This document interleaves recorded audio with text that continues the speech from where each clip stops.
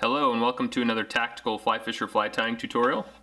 In this tutorial I'm going to be tying for you the Magneto nightclub, and this is a spey fly that has become my absolute favorite spey fly this fall. It's caught nearly every steelhead that has come to me while I've been out spey fishing, and it's been quite a few, so I've really come to have a lot of confidence in it. It came about basically because I wanted a simpler version of the Hoh Bo Spey, which is a local favorite on a lot of the rivers I fish, but takes a little bit of time to tie. So I came up with this Magneto nightclub basically to simplify and shorten the process a little bit and make it so that I didn't have to cry every time that I stuck a rock and broke it off and broke the fly off in the rocks.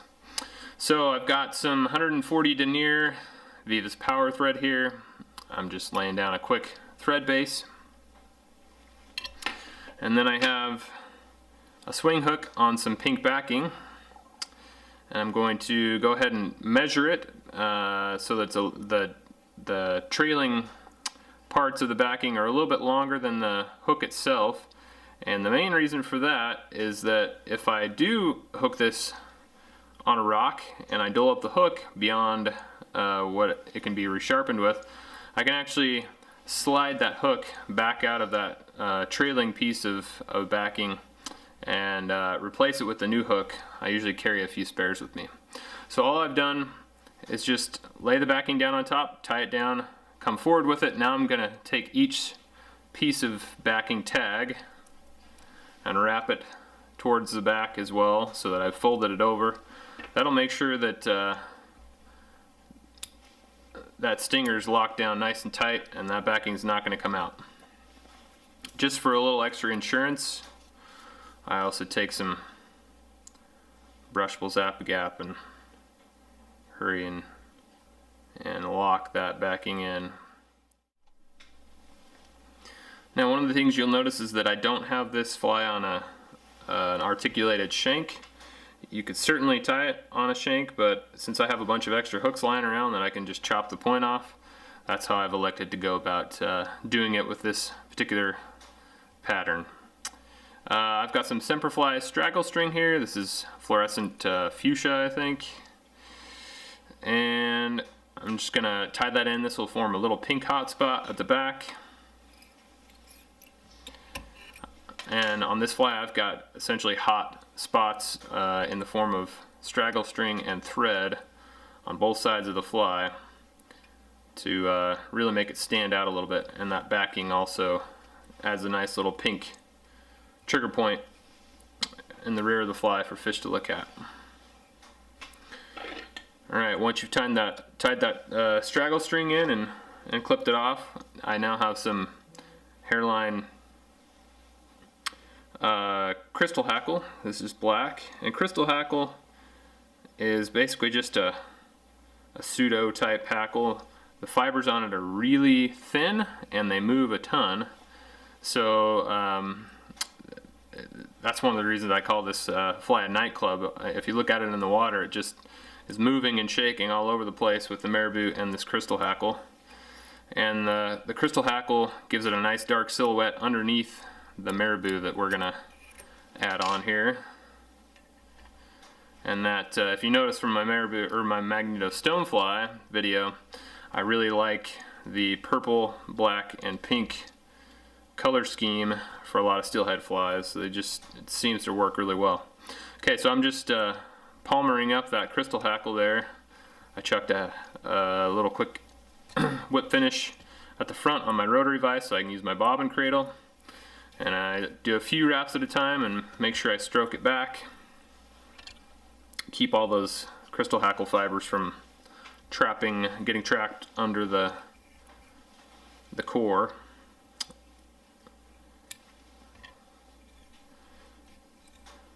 Just make a couple of wraps to sweep those fibers that might be angled out front out of the way. Now I have purple Marabou plume. And if you can get a plume with the longest possible fibers, that's better, because this is going to form hackle, and the longer those fibers go, the the more they'll cover that trailing hook at the back of the fly. So I've tied it in by the tip,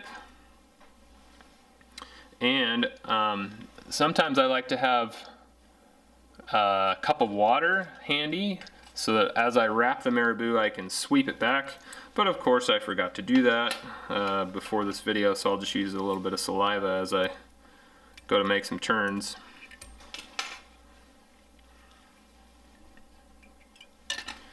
So I'm just grabbing and doing the same thing with the rotary function here. You can also just obviously wrap this like Hackle, normally with the Hackle pliers, but I take and make a turn, sweep it back, make a turn, sweep it back, and make 4 to 5 turns that way. You want to get, depending upon the feather, you want to get most of the feather tied in as Hackle, but you can over Hackle this for sure, and you want enough fibers to kind of spread around the fly, but not so many that it mats it down and actually kills the movement. So I've tied it off, and I'll do the same thing where I sweep those fibers out of the way and make sure I've got all those errant forward facing fibers tied down. Now I've got just a single strand of opal Mirage Flash Boo.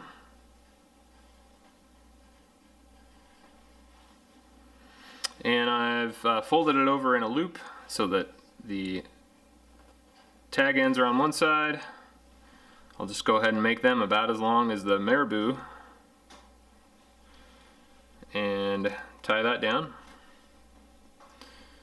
And then take the other side of the loop, fold it around towards the near side of me, and tie it down. Same thing, just trim it off about as long as the Marabou. And then the last step here is just make a nice thread head. Doesn't have to be super big, but I like enough that it forms a good thread bump for a hot spot. Go ahead and whip finish it off, and then at this point I'm going to take a little bit of my Tactical Fly Fisher UV fly resin and just dab that around the head.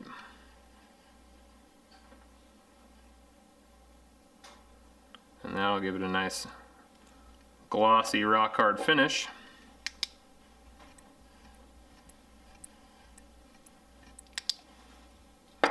That will be nice and durable as well. You certainly could just chuck some hard as whole or other glossy head cement on there also, but the resin works really well for me. Now, I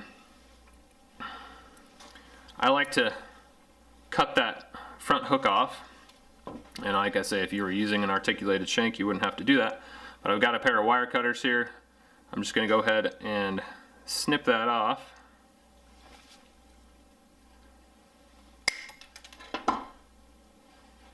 And then this is the finished Marabou nightclub.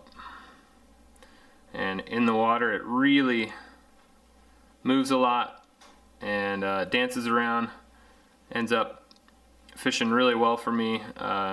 You can tie it in these colors for steelhead or any other steelhead colors you can dream up. You can also tie it in some more natural colors for trout, and I'm sure it would fish very well as a streamer there. If you liked what you saw in this tutorial, please find me on Instagram and on Facebook at Tactical Fly Fisher. And you can also subscribe to my YouTube channel at Tactical Fly Fisher. Thanks for watching, and happy tying.